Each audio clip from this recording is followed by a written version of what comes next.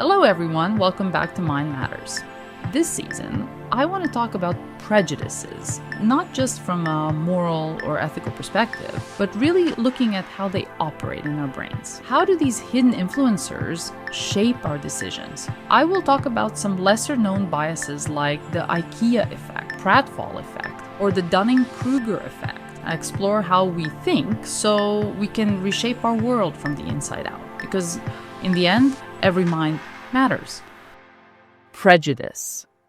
It's a word that can make us uncomfortable, yet it shapes our thoughts more than we realize.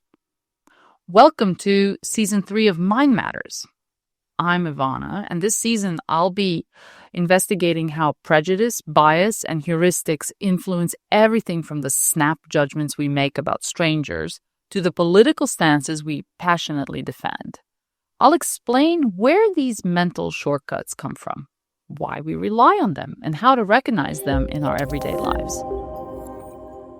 If you've ever caught yourself making a snap judgment about someone, maybe you thought they were rude before they even spoke a word, this episode is for you. I'll be talking about prejudice, those preconceived opinions we form without factual basis, often negative.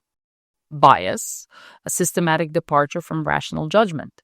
And heuristics, mental shortcuts that help us make quick decisions but can sometimes lead us astray.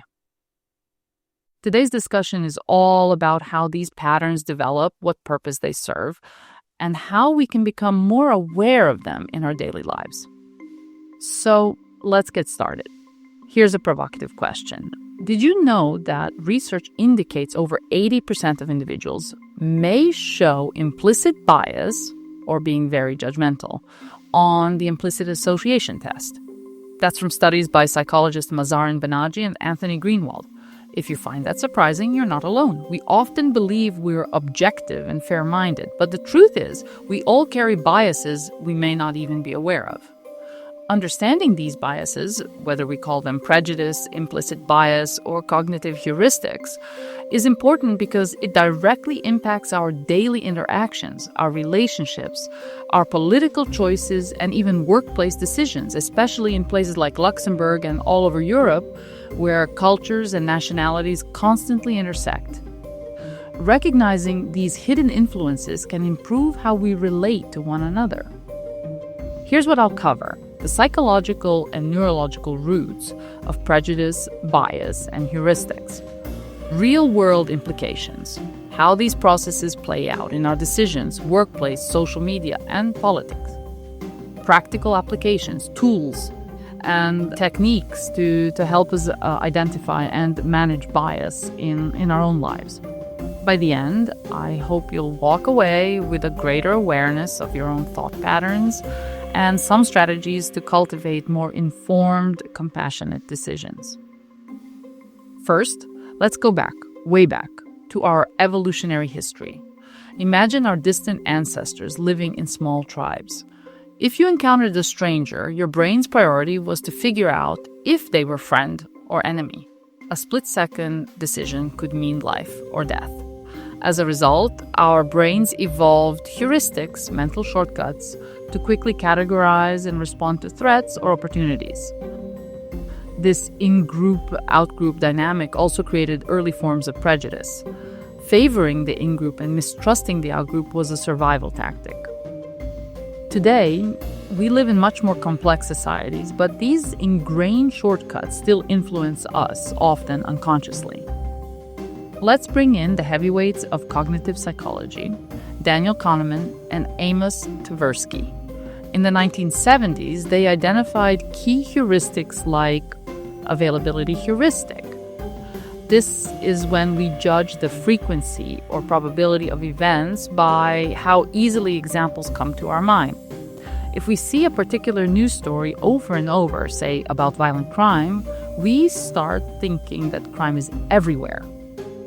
Representativeness heuristic, this is about how we tend to judge a person, for example, by comparing it to our existing stereotypes. This leads to snap judgments about people's careers, traits, or behaviors based on superficial cues.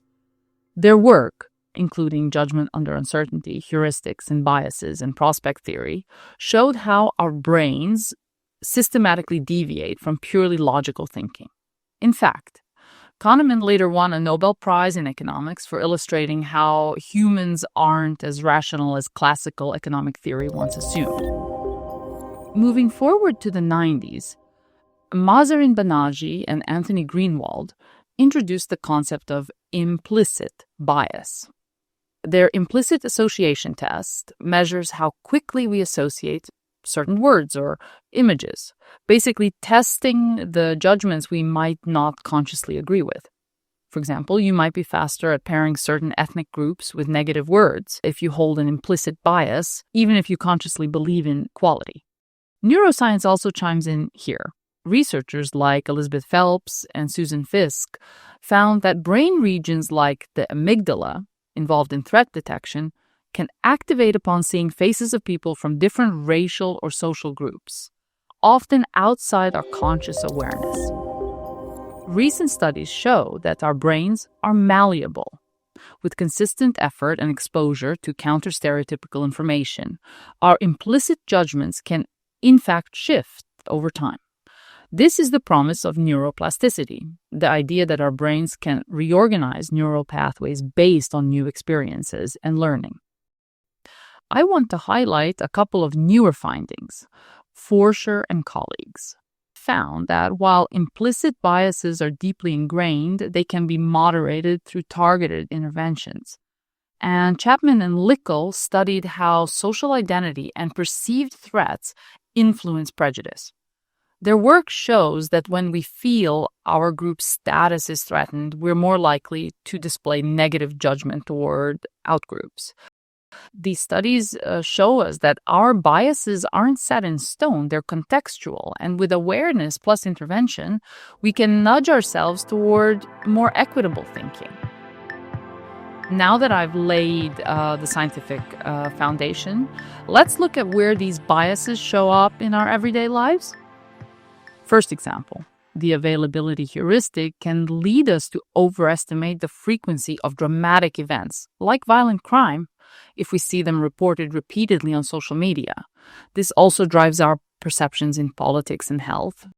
If we keep reading about a certain disease outbreak, we might think it's more widespread than it really is, influencing decisions such as whether to travel or how we vote on health policies. The confirmation bias is another big one. Have you ever clicked on an article that confirms your existing beliefs and then avoided reading contradictory viewpoints? That's your brain seeking comfort in familiar ideas, filtering out anything that challenges your worldview. In professional settings, implicit bias can appear during hiring processes. For instance, if someone's name sounds foreign or if their educational background doesn't match the typical profile, subconscious judgments can affect how their CV is evaluated. Even performance reviews can be skewed by stereotypes, impacting promotions and pay raises.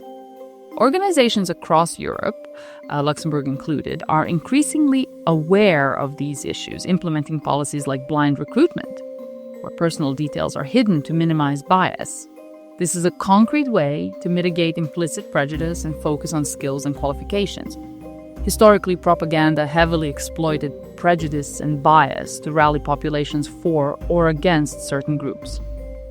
Think of Nazi Germany during World War II. Modern versions of this might be political campaigns that hyper-target messaging to specific demographics via social media, capitalizing on our existing biases. In Luxembourg, you see a melting pot of languages and cultures.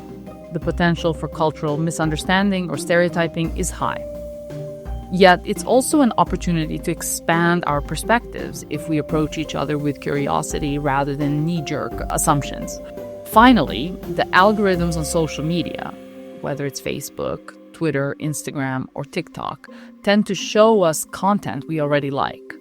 This creates echo chambers reinforcing our biases. If we're predisposed to a certain political view, we'll only see content that confirms our views, deepening our convictions, and sometimes escalating prejudice against the other side. We've all heard about polarization increasing worldwide. Biases and heuristics inside these echo chambers are a big part of the reason. It's one thing to know about bias and prejudice, but how do we actually manage them in real life? Let's talk about actionable strategies. Step 1. Become aware of your own biases. I recommend taking the implicit association test. It's available through Project Implicit online. I'll link it in the episode's description. It's not a perfect test, but it can tell you more about your hidden attitudes. Another tool is mindfulness or self-reflection. Spend a few moments each day checking in on your thoughts. Was I making a snap judgment? Did I assume something about that person without evidence? Practice being a curious observer of your own mind.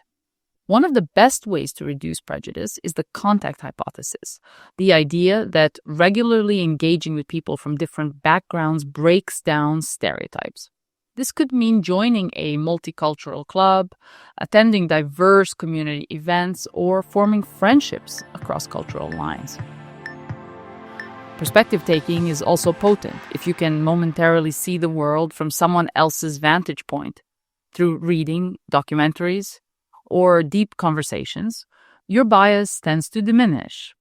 In the workplace or any group setting, try decision journals. Document key decisions, the rationale behind them, and the outcomes. Over time, you'll spot patterns in your thinking, like how frequently you rely on your gut instead of data. And why not the devil's advocate? Assign someone the role of challenging group consensus, ensuring that alternative perspectives are heard. It's a simple practice, but can drastically reduce groupthink and bias. I've covered a lot of ground today, from the evolutionary roots of prejudice and bias to the nuanced research behind implicit associations. I've also looked at how these biases manifest in our daily lives, especially in multicultural contexts like Luxembourg and across Europe, and more importantly, what we can do to manage them. Here are a few key takeaways. Biases are universal. We all have them because our brains are wired to take mental shortcuts. Don't stress over them. Awareness is crucial. Once we know how bias works, we can start identifying it in ourselves.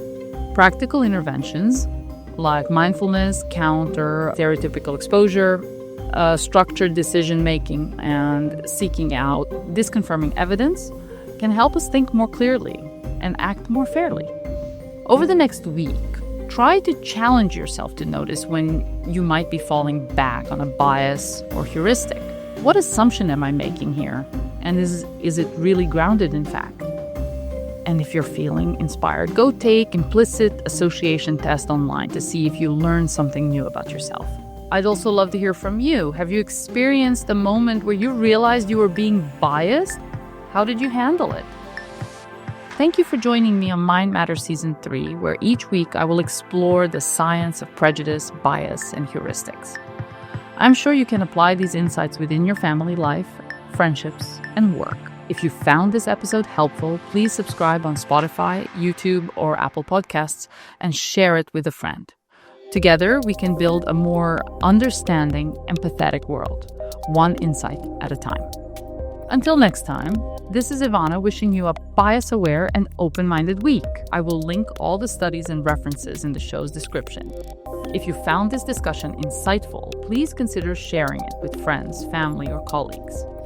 Let's keep the conversation going about how we can make this affluent corner of Europe a healthier, more equitable place for everyone. Until next time, remember, your mind matters, and taking care of it is the best investment you'll ever make.